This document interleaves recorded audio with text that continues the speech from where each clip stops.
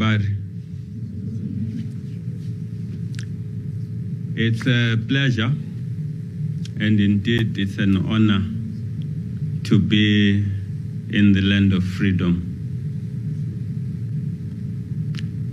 Tanzania, for us, represents freedom. Tanzania, for us, represents a platform which will grow our African identity and take us forward as a people.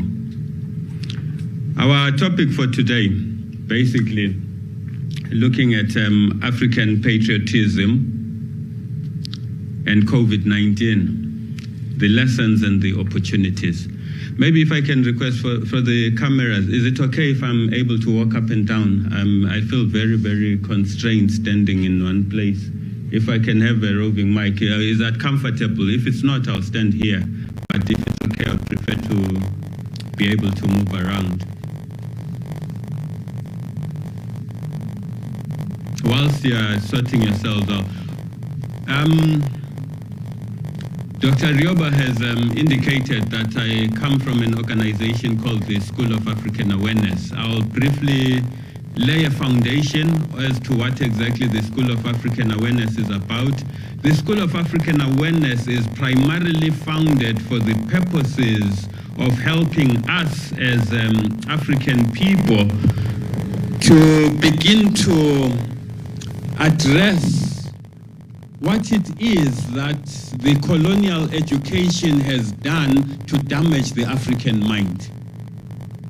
A lot of us are where we are now as African people because of an education system that has taught us and told us that other races are better than who we are.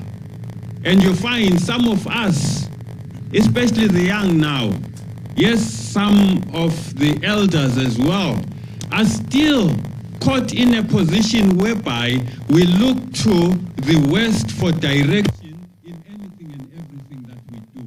And we look down upon ourselves as African people to a point of hating ourselves as African people. Hence the reason why the School of African Awareness, because it is calling out to the African man, woman, and child and saying, African, begin to be aware of the greatness of who you are. Dr. Rioba was talking about Queen Zinga.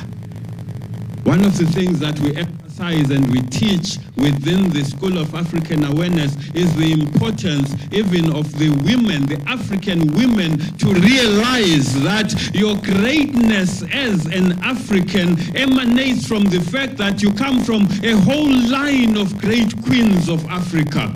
From the Candaces, the warrior queens of Ethiopia, from Hatshepsut, from Ya Ashantewa, from Queen Zinga. You are basically the mothers of the nation, and you should never look down upon yourselves in as far as who you are as Africans.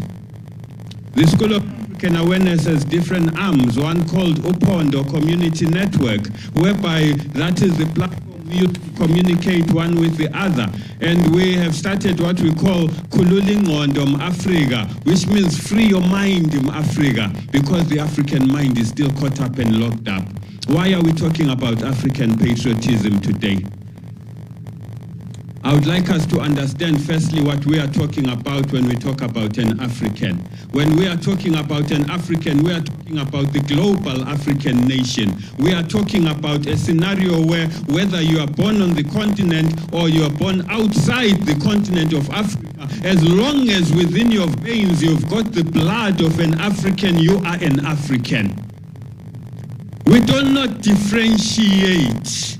And I would love when we speak today, when I say what I say today, there's so many people who when they speak, they love to say, what I say do not take personally. I will say to you today, whatever I say, do take it personally because I'm talking to you.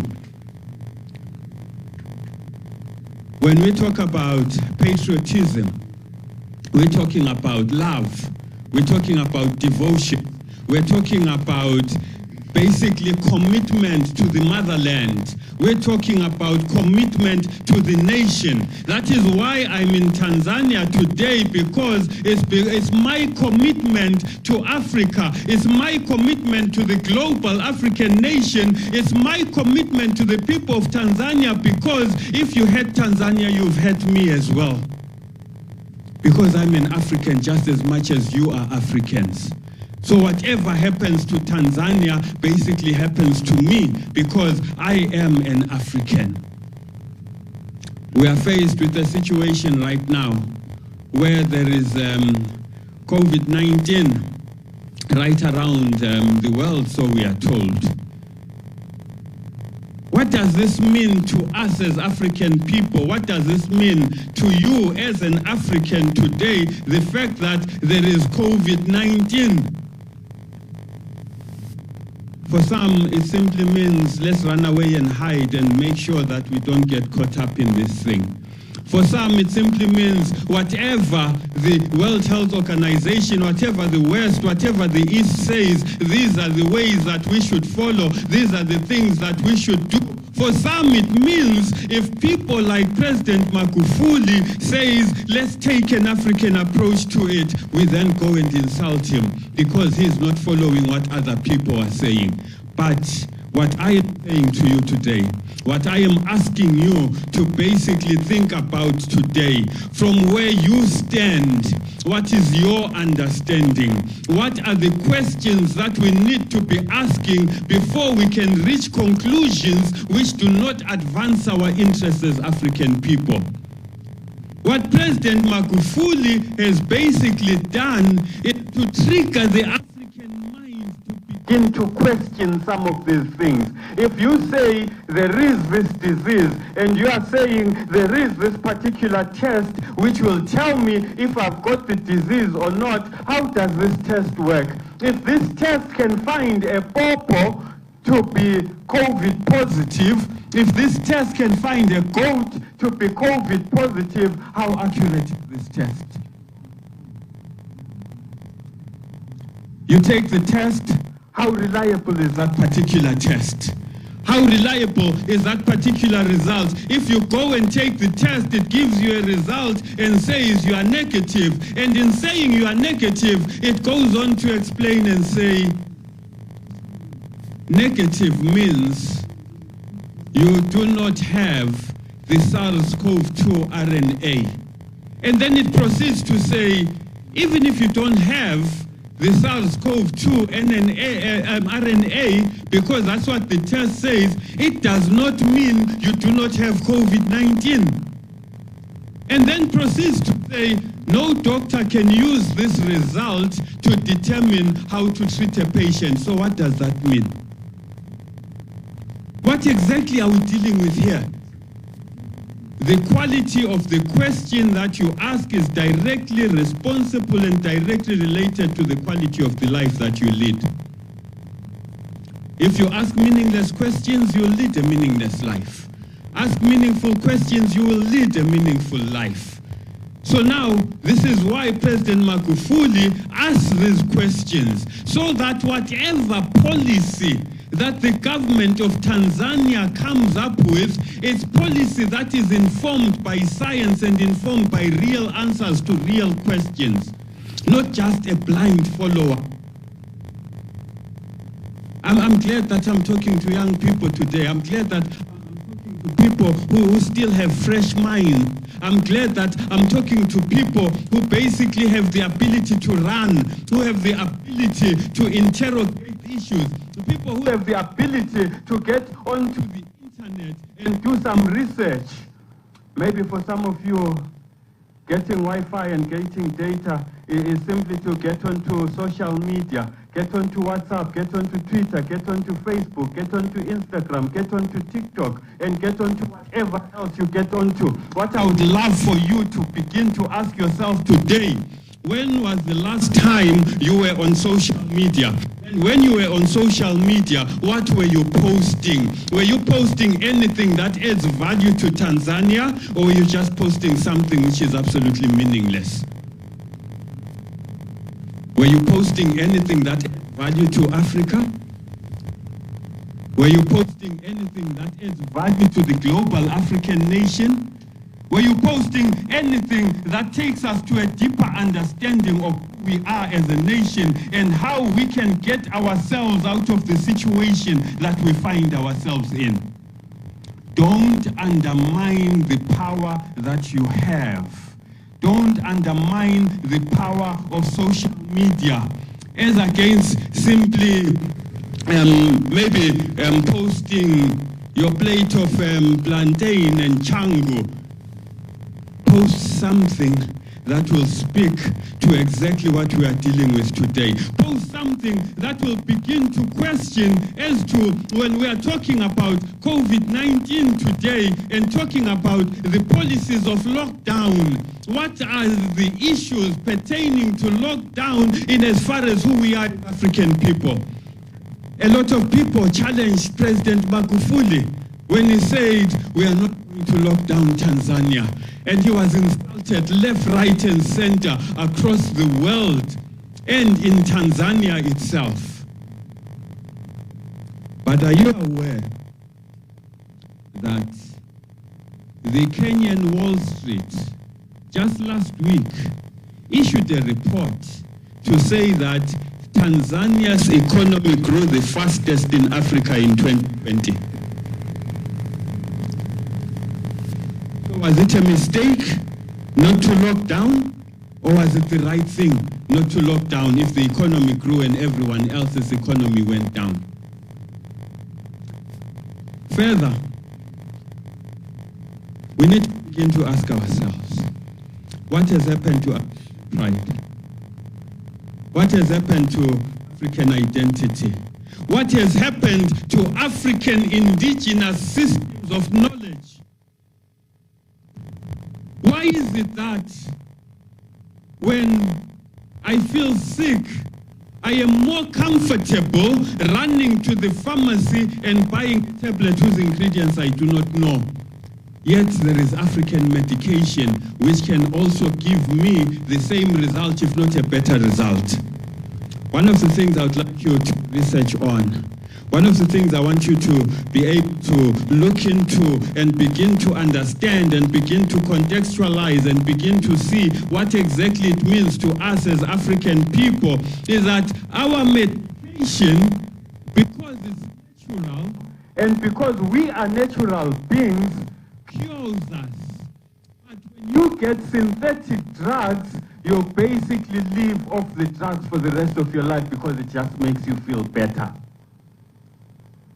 If you think I'm wrong, go and research it. Go and find out. Go and see how exactly this works for us as African people. My challenge to each and every one of you today is look at yourself. Look at your own sphere of influence. Look at where you are today as an African young person. President Magufuli has basically indicated that the young people must begin to take responsibility so that this country and indeed this continent will fall into the hands of responsible people. I've heard a saying which goes, today is the tomorrow I was waiting for yesterday. Are we together? Where they say today is the tomorrow I was waiting for yesterday. Basically meaning that there are some people who are waiting for tomorrow. Are we together? I'd like to challenge you on that particular aspect. If you are one of those people who is sitting here today as a youth and you are waiting for tomorrow, you are waiting to be an elder so that you can begin to be active in as far as taking your role in taking Africa forward, in taking responsibility for the direction that we are going in as African people, I would like to say to you, stop waiting for tomorrow. Let today be the tomorrow you were preparing for yesterday. How are you preparing for tomorrow? How are you preparing for taking Tanzania forward? How are you preparing for taking Africa forward? What is it that you are doing in the here and now that will influence the direction in which Africa is going in?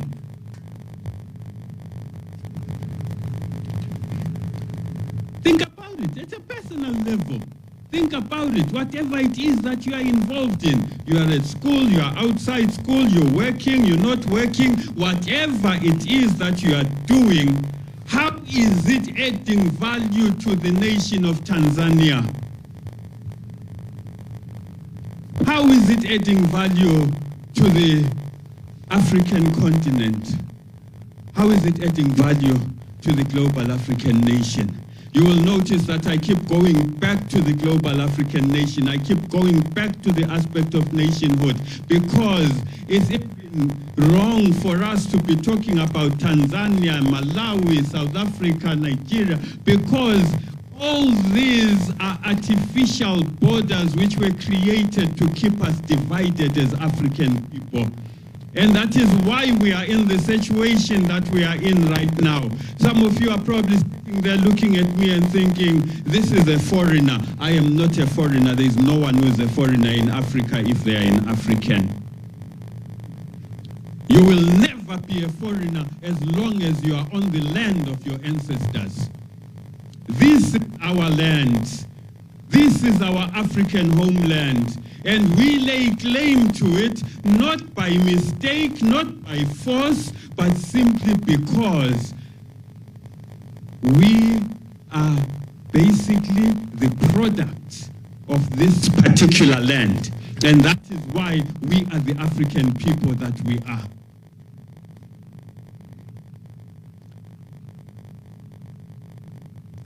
The time has come for us to begin to question why it is that we look down upon ourselves as African people. The time has come when we have to begin to ask ourselves, why is it that we give value to Western science more than we do give value to our own African science? When you start to ask those questions, you'll begin to ask again the question, why is it that President Magufuli is saying, let us put Tanzania first? What does Tanzania first mean? In your understanding, what does Tanzania first mean?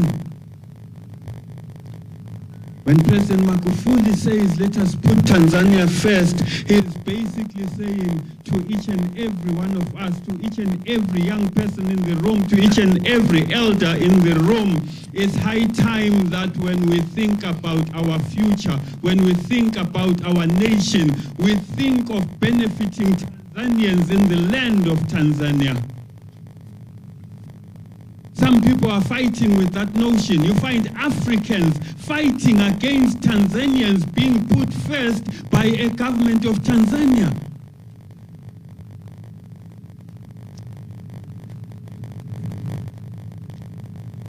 One of the most important things that Tanzania First is talking to is that you should not have to go through school, finish school, and then you start queuing up for jobs in foreign companies.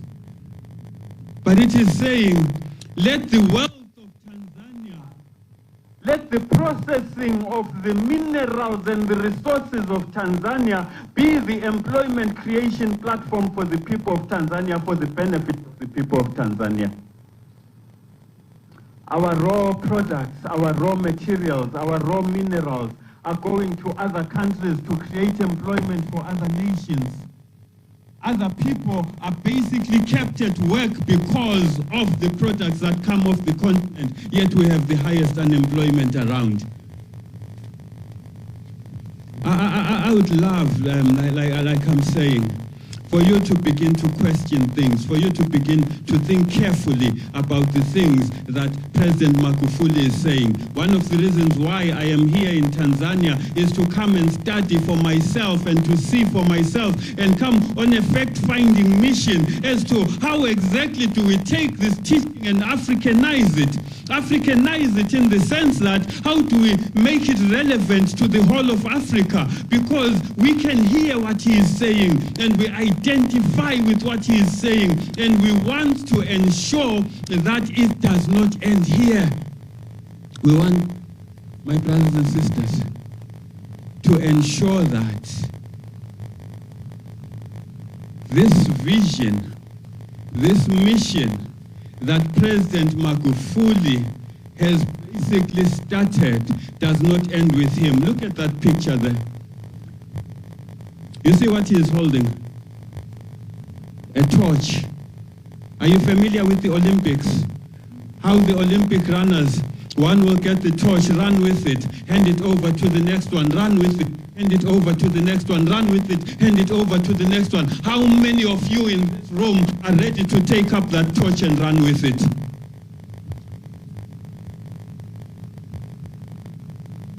Don't lift up your hand to please me. Lift up your hand because you genuinely believe that you want to be the person that will take up that torch and run with it. You are ready to say, President Magufuli, the day your time comes to step down, I am in line to take up that torch. Who is ready to take up that torch? Who is ready to basically come up and say, Africa, this is my time to stand strong and show that we as African people have the ability to stand on our own. We as African people have the necessary brains to do things for the benefit of Africa. We as African people have the necessary ability to hold each other's hand. Hold my hand, my brother. We hold each other's hands and we run together. When I am fumbling, the brother will pick me up. When he is fumbling, I will pick him up. My sister, hold my hand. When my sister is fumbling, I will pick her up. When I'm fumbling, she picks me up. Because at the end of the day, we are family. The global African nation is family. The support that we are giving to Tanzania right now is not purely to say on Facebook we will say we support, on Twitter we will say we support, on WhatsApp we will send each other pictures and say, oh wow, look at what President Magufuli has said. Put a clap hand, put a smile, put a lol, put whatever you put. But we are saying our commitment to the people of Tanzania is that we are together, we are one, and we will make sure that Project Tanzania, as led by President Magufuli, is going to be the success. And when we say Project Tanzania, and when we talk about President Magufuli, we talk about President Magufuli as a representative of the nation of Tanzania. He cannot do it alone. He cannot do it alone. He needs for us to be able to take our positions, for us to be able to take our responsibility. We on the continent, from other parts of the continent, have taken that position. Some of our brothers and sisters who are in the diaspora, in Europe, in Americas, in the Caribbean, have also taken up their position. But the most important thing is, where are the Tanzanians to also take up their position? Who is the Tanzanian right now who is ready to take up their position and ready to take that torch and run with it? This is the question that will become fundamental. This is the question that will determine who exactly is worthy to stand in the gap for the African nation, who exactly is worthy to see themselves not according to their ethnic group, not according to being a Tanzanian because you are born in a country which was cut up and called Tanzania, but to see yourself as one who belongs to the motherland of Africa. One who will rise up and say, if the situation in Ambazonia is such that the Ambazonians are still going through colonialism. Maybe some of you have never heard of Ambazonia. Ambazonia is on the western side of Cameroon, who are still being colonized by the French. What is your position? What is your situation today? What commitment are you making to yourself? What commitment are you making to the global African nation? What commitment are you making to the nation of Tanzania to ensure that what has been started will be seen through to the end? Things don't happen on their own. Independence doesn't come on its own. Freedom doesn't come on its own. It's human beings, flesh and blood like we are in here, who make things happen, or we become the stumbling blocks for things to happen. I will round up, and I suspect my 15 minutes is over, or nearly over. Otherwise, if I'm not kept abreast with time, we'll be here the whole day. My brothers and sisters,